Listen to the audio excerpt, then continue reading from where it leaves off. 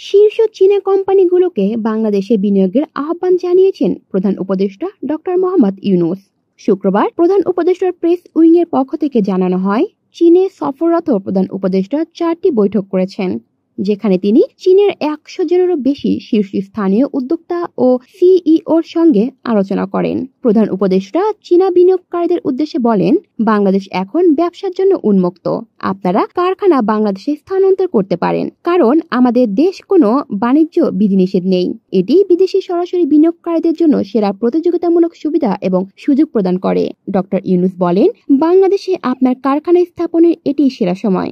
ব্যবসার জন্য বাংলাদেশ ভৌগোলিক গুরুত্ব তুলে ধরে তিনি আরো বলেন, দেশটি কৌশলগতভাবে এমন এক স্থানে রয়েছে যেটি আসলে নেপাল, ভুটান এবং ভারতের 7টি উত্তর পূর্ব রাজ্যের মতো স্থল বেষ্টিত দেশগুলোর প্রবেশদ্বার। প্রধান উপদেষ্টা অধ্যাপক ইউনূস অধিবেশনগুলোতে নতুন বাংলাদেশে তার দৃষ্টিভঙ্গি, বাণিজ্যের ভবিষ্যৎ এবং বাংলাদেশি তরুণদের সম্ভাবনার কথাও তুলে ধরেন। তার বক্তব্যের আগে বিডা এবং বেজার নির্বাহী চেয়ারম্যান আশিক চৌধুরী বাংলাদেশ 2.0 প্রবৃদ্ধির প্রবেশদ্বার শীর্ষক প্রবন্ধ উপস্থাপন করেন। বিনিয়োগ সংলাপের পর অবকাঠামো, নবায়নযোগ্য জ্বালানি, প্রযুক্তি শিল্প এবং শিক্ষা প্রতিষ্ঠান নেতৃত্ববৃন্দের সঙ্গে 3টি গোল টেবিল বৈঠক অনুষ্ঠিত হয়।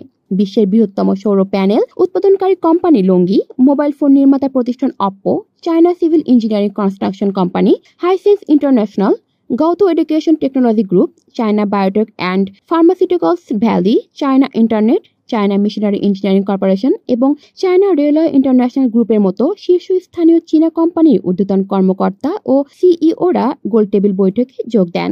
সামাজিক ব্যবসা এবং 3.0 বিশ্ব বিষয়ক একটি উচ্চ পর্যায়ের গোলটেবিল বৈঠকেও প্রধান উপদেষ্টা বক্তব্য রাখেন। অধ্যাপক ইউনূস এমন একটি নতুন সভ্যতা তৈরির আহ্বান জানান, যেখানে সম্পদের ঘনত্ব শূন্য থাকবে, কার্বন নির্গমন শূন্য হবে, দরিদ্র শূন্য হবে এবং বেকারত্ব শূন্য হবে। বিশ্বের সেরা 3টি শিক্ষা প্রতিষ্ঠান পিকিং, রেনমিল ও সিংহুয়া বিশ্ববিদ্যালয়ের শীর্ষ অধ্যাপক এবং ডিন এবং চীনা যুব নেতার সভায় যোগ দেন। সিংহুয়া বিশ্ববিদ্যালয়ের ডিন লি দাওকুইন অধ্যাপক ইউনূসের প্রশংসা করে বলেন, তার নেতৃত্বে বাংলাদেশ সমৃদ্ধ হবে এবং উচ্চতর প্রবৃদ্ধি অর্জন করবে।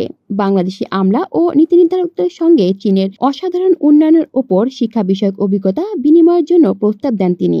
কলি শিকদার, বাংলা নিউজ নেটওয়ার্ক।